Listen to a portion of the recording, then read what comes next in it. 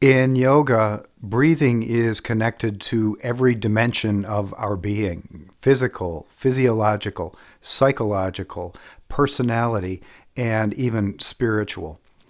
We've been exploring the connection between breathing and a mindfulness practice, and we continue today with deep breathing, or what we call diaphragmatic breathing. Hi, I'm Steve from Steve White Yoga, bringing you the application of yoga to manage your health, improve your relationships, and balance your life. Check out today's session on Yoga Beyond the Mat.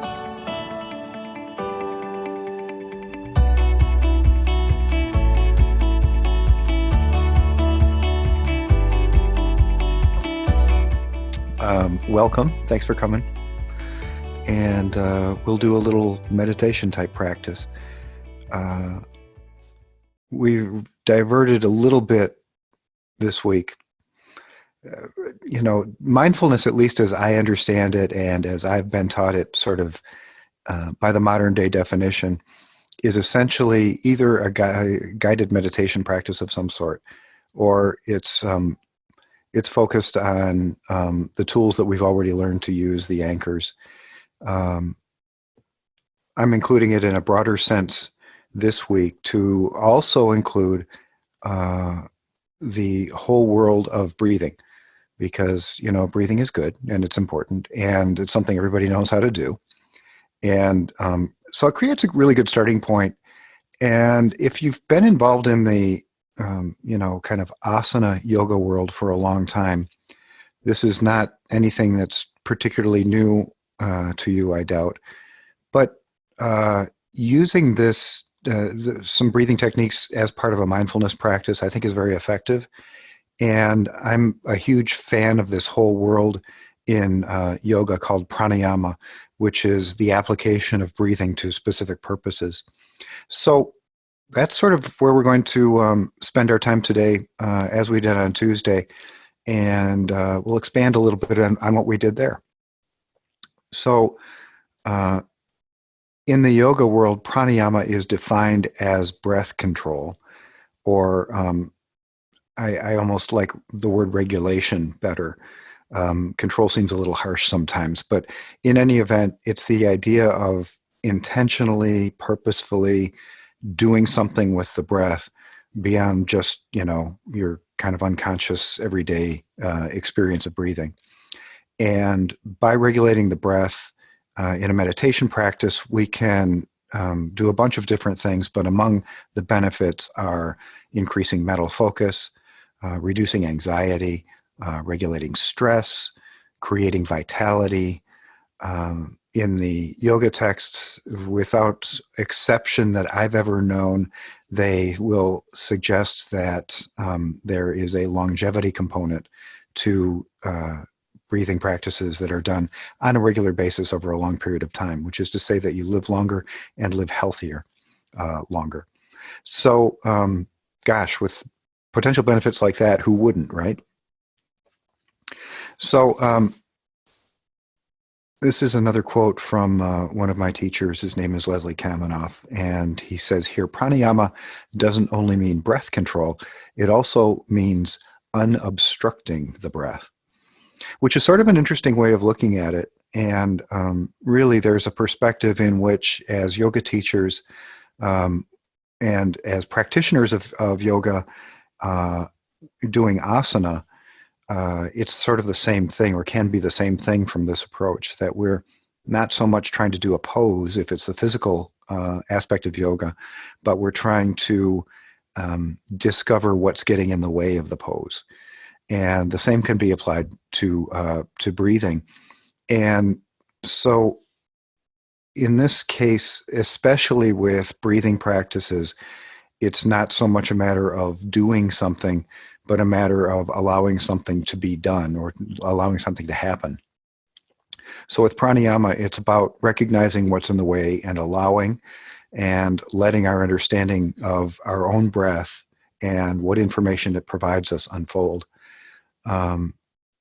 This leads to a part of the yoga philosophy, which is really sort of critical if you take yoga really seriously, like I tend to. And is two twin concepts, or two side-by-side concepts. One is called V yoga, one is called Sam yoga. Sam yoga is to connect to something. And in a very practical sense, it's to connect to something that is good, something that is healthy, something that is functional, something that serves you well. V yoga is the opposite. It's to disconnect. And so it is relieving ourselves perhaps of bad habits, if we had any of those, or of behaviors which aren't healthy or dysfunctional, maybe harmful to ourselves or to others. So in the consideration of the breath, we can apply these same concepts. There are things about the breath that are good, and there are things about the breath that are bad. And I've heard it said by experts, both Eastern and Western, on the breath, that everybody's breath is individual. I mean, it's like snowflakes or whatever. So it isn't like it's you breathe and I breathe and we all breathe and that's all there is to it. We all have our own experience of it. Most of us, of course, don't do it consciously, at least not very much, but it is there to be experienced. So here are some tips for breathing better that we'll be employing today. A couple of them come from Tuesday's session. First, to become more conscious of the breath. And if you've done any of this mindfulness stuff, then you'll have had the experience already of becoming conscious of the breath, because it's one of our primary anchors.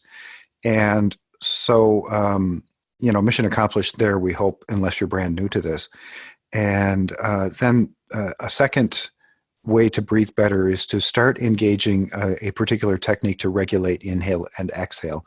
And this is what we did on Tuesday. So in a general category, we call this valving. And valving is to restrict the flow of air through some means. And we'll have an experience of that again today. But the three techniques that we used, one was through pursed lips, one was a throat technique, breathing through the mouth, and the other was that same throat technique, but breathing through the nose. And the third of those we call ocean breath commonly, as a matter of sort of Western adaptation of this Eastern principle. So deepening, sorry, we got one more here. Then gradually, progressively deepening inhale. That's where we're going today. So deepening inhale suggests that we're not necessarily trying to find the fullest, deepest breath we could ever possibly take, but we're going through a gradual process, and everything in this world of pranayama is just that, a gradual process that's done being respectful of our response to it, and to be, sort of methodical in the approach. So physiologically, we know that belly breathing, or deep abdominal breathing, is, by its design, it encourages the parasympathetic portion of our nervous system, which means that the rest and digest portion, as it's commonly called, is activated or elevated through deep belly breathing.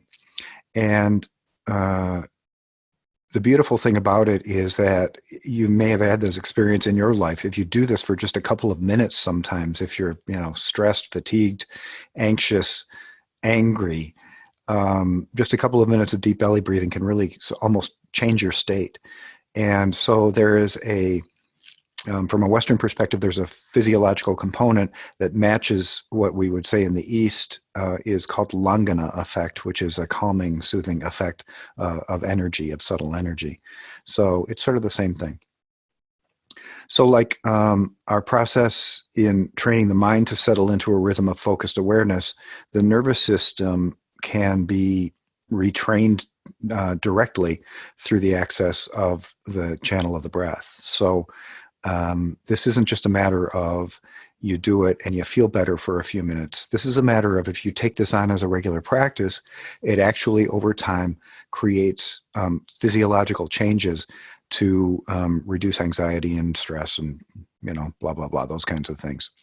So we gradually, progressively deepen the inhale. And then the second component is to gradually, progressively deepen the exhale. And then finally, to lengthen This says lengthen the inhale. It's lengthen the inhale and lengthen the exhale. So first we work on deepening, then we work on lengthening. They're sort of two different things, although they're very, they have something in common, certainly. So that's our process, and that's what we're going to do today. I believe I used this quote on Tuesday, but if you missed it, here it is. The harder we try to breathe better, in quotes, the more we get in our own way. We're used to having greater effort to get better results. It's hard work not to work so hard. So, you may have had the experience in asana practice and movement practice, or you may have watched others. Sometimes we struggle and strain to try and assume some kind of a posture or position of our body. And I'm not going to say that that's good or bad, at least not in this format. But what I will say is that you can't do the same thing with your breath, to struggle to try and get somewhere with it.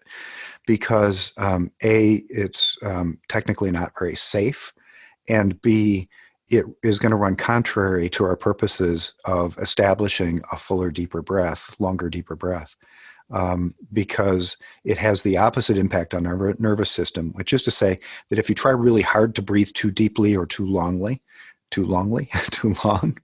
if you try really hard to do that, then your nervous system responds to that, and your ability to breathe deeper and longer actually is inhibited. And then there are warnings, at least from the Eastern world, that it is actually dangerous over the long term to do so. So that is what I have to say. Now here is what we have to do, which is a little practice. So would you set yourself up in a comfortable position for you?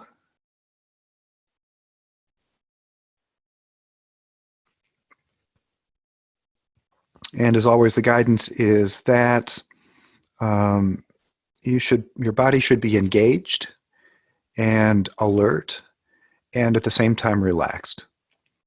So reclining, is not, it isn't the first thing that's encouraged. It isn't like it's wrong or anything, but the danger in reclining is self-evident, that, there's the potential to fall asleep. So that's not the object, at least not today.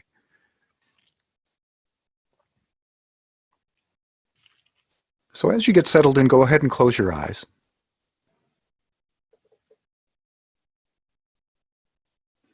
And let's do a little check-in with, kind of where you sit physically right now. So notice the muscles of your face, your eyes. You might find right away that there is some tension there. There's something to be released, to be softened. Notice your jaw.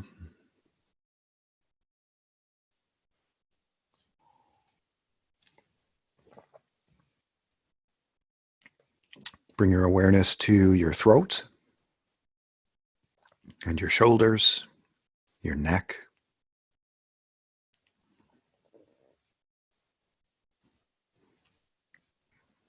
Take a quick mental run through your hands and arms. Just notice if you find any tension there.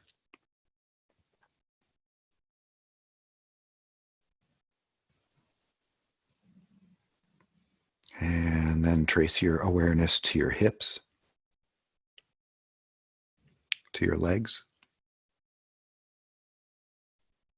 to your feet.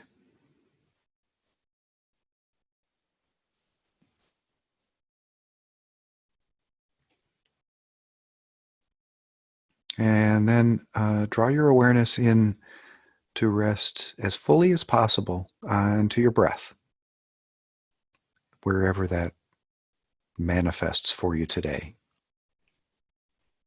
So it can sort of be everywhere that you can experience it, or it may be at one specific location. It doesn't matter.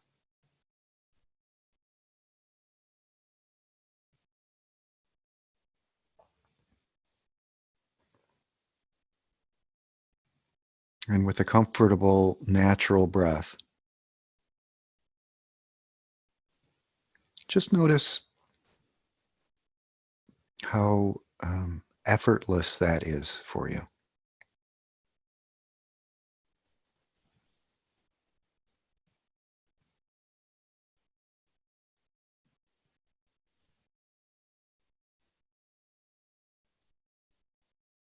Depending on who we are, there are something between 8 and 15 breaths per minute in normal breathing. And with any luck, we're doing this virtually every minute of our lives.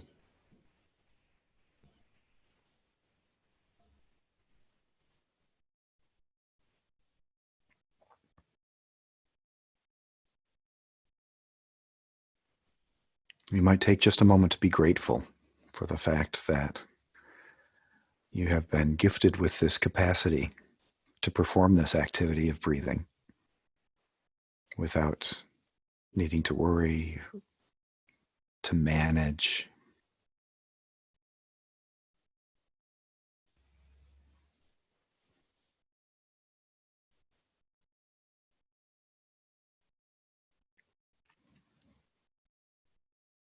So we're going to run through the 3 techniques that we've used before for regulating the breath.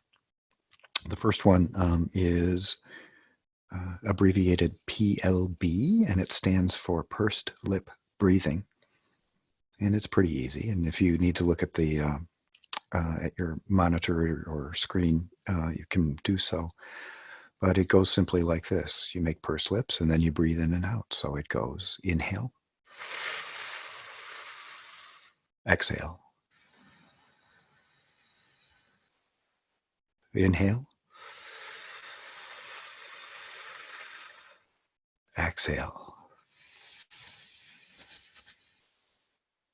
One more.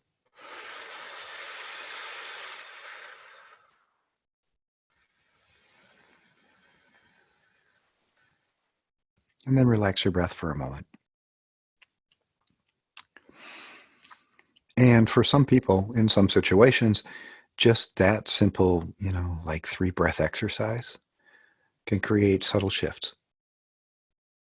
It might be in energy, physical or mental. It might be in attitude, but subtle shifts. So just notice. And if that didn't do the trick, we'll try a different method. So some people have difficulty with the regular, what we call ocean breath. And so I sometimes will use this intermediate step. And if you don't need it, then just play along anyway, please, for the moment. The idea with ocean breath is the same as Darth Vader breath. And if you do it through your mouth, it sounds more like Darth Vader breath, which for some people it just clicks. So this is a ha sound on the exhale and an o sound on the inhale. It's like whispering through the throat, but whispering in both directions, inhale and exhale. So just take a full inhale in place. And exhale through your mouth. And then keep that little contraction in the throat as you inhale. And exhale. Inhale. Exhale. And then let your breath go. And aside from perhaps getting a dry mouth or throat, notice how you feel.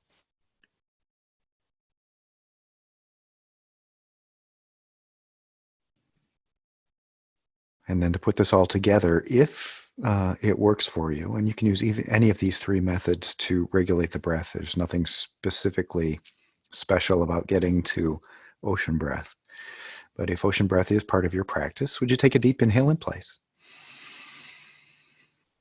Little contraction in the throat as you exhale through the nose. Inhale.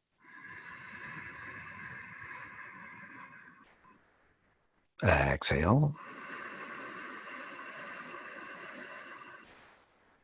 Once more.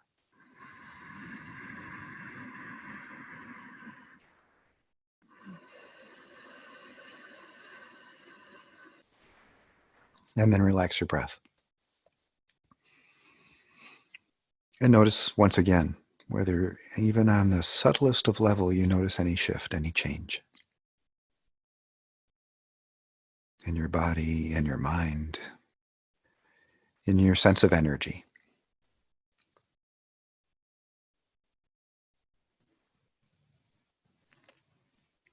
Okay, so that's part one, and we'll move right into part two, which is to use one of these three techniques of valving and combine it with belly breathing. And I'm going to we'll run through two different belly breathing techniques. There isn't a lot of difference between them. The first is simpler, the second a little more complex. And if someone asks me, well, why would you do one versus the other? My answer would be, first of all, one is easier, the first that we'll do. And secondly, the second one that's a little bit more complex takes more concentration, more focus, and so sort of engages you mentally. And we could talk about some subtle energy benefits as well, but it's probably beyond the scope of what we're doing here, just to get an experience of it. Generally the way we teach this is to take your hands, place them on your abdomen somewhere. They can be on the side waist or in the front, wherever it can be comfortable for you to keep your shoulders relaxed and soft. And so the first technique is just simply to focus on drawing the energy of the breath. I like to say it isn't air, obviously, because air is only available to enter or exit the lungs.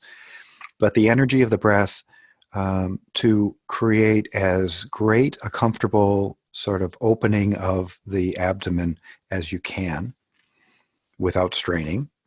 And then it's just a natural exhale or a relaxed exhale. So the exhale happens naturally, really as a result of elasticity in the body. That's how the exhale occurs unless we're manipulating it intentionally. So the inhale is into the belly, so you can get the tactile sensation into the hands, and deep, full and deep.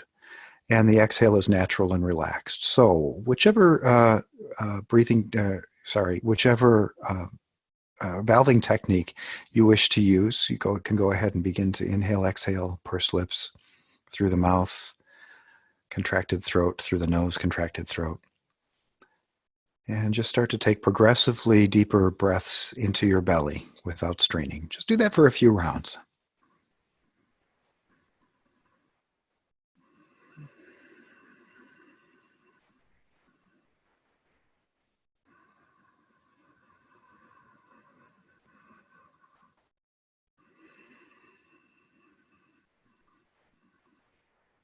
And as you focus on the breath coming into the belly, you may notice toward the end of the breath, particularly, that the chest, in fact, the whole rib cage will expand. And you may notice on the exhale that as your belly relaxes, so does the ribs. So do the ribs.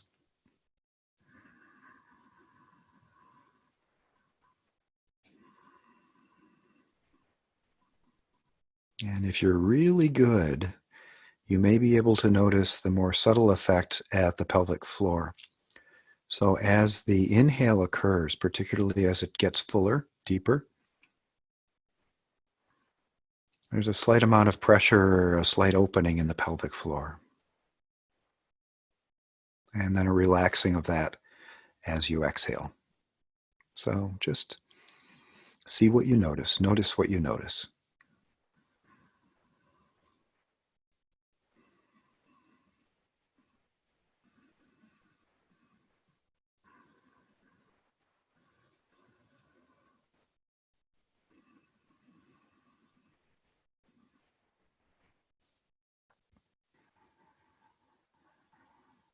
So what's really happening here in terms of the expansion of the abdomen is that the primary breathing muscle, which does really almost all of the work in normal circumstances, the diaphragm, sits like two flat pancakes at the base of either lung, surrounding the low ribs.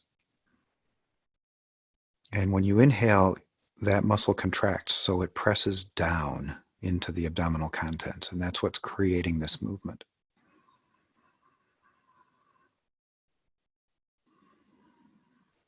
The diaphragm has one other action, which we just talked about a moment ago, which is that it gently pulls up on the sides of the low ribs and causes the whole rib cage to lift and open.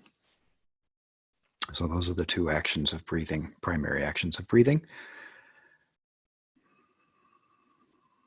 All right, go ahead and relax your breath for just a moment. And once again, just sort of check in. You don't need to be searching for something specific. Just notice. Notice what you notice.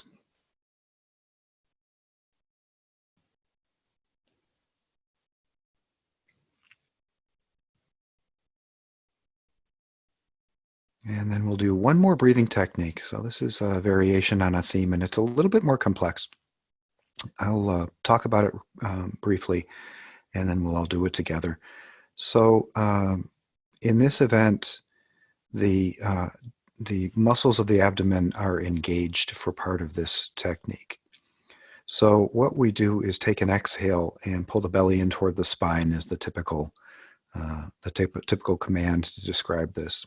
So you're engaging those abdominal muscles, the abdominal wall. Then you keep that engagement as you begin the inhale and feel the chest fill first. And then as the chest is filling, gradually through the second half of inhale, you begin to relax the belly.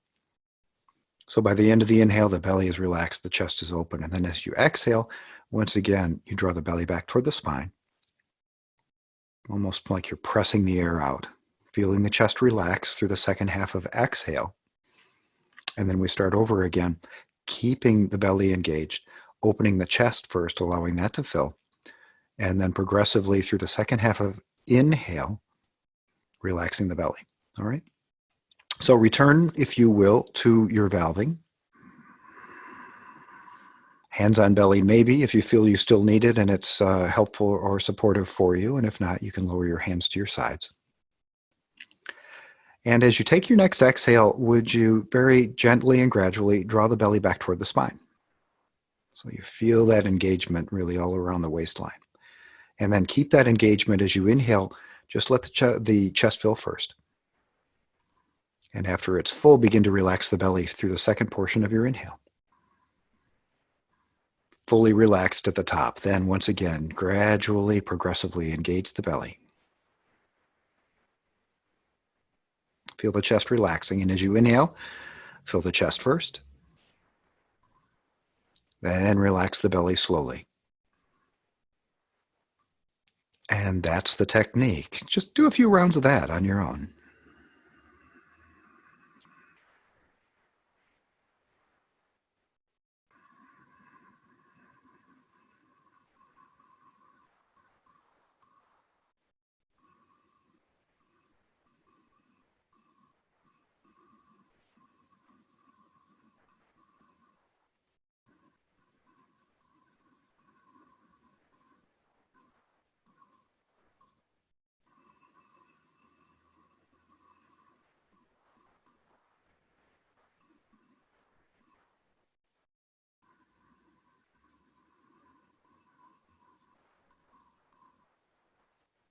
Maybe two more rounds. Exhaling, engaging the belly, relaxing the chest.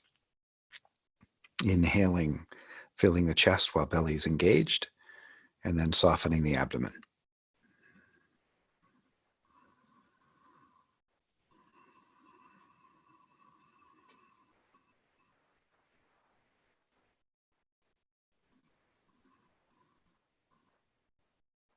When you complete your next exhale, then just relax completely.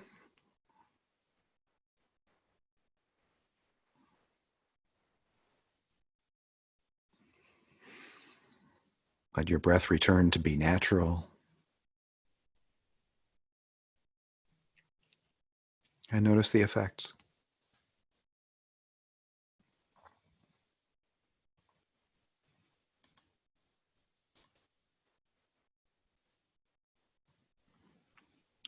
So if you've never done the second technique before, you might find it fairly engaging for your mind to sort of remember what to do. And if all the pieces didn't come together perfectly, that's fine. This can take a little practice for some people.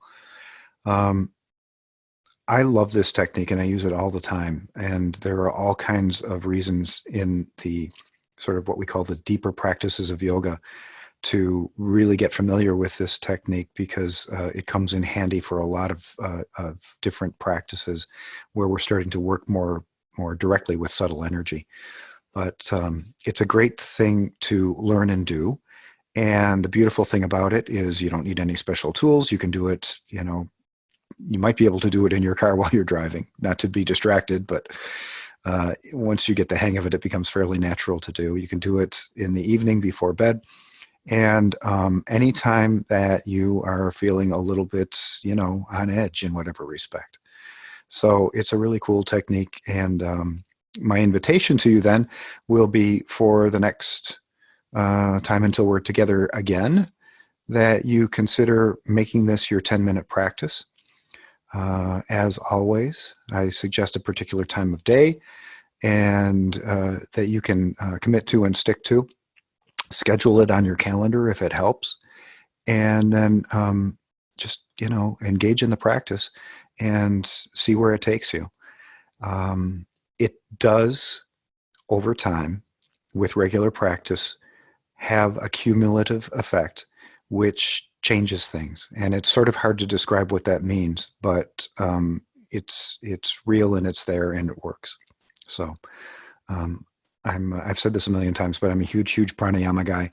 It's one of my favorite things to do in the whole world of yoga, and there's lots of things to do in the world of yoga. So, and it's in part because I think it's so effective, and it's done so much for my life. So give it a go, see how you like it, and there's our 10 minutes of breathing. So if you can spend 10 minutes a day, I think I recommended this book on Tuesday as well. It's called The Heart of Yoga.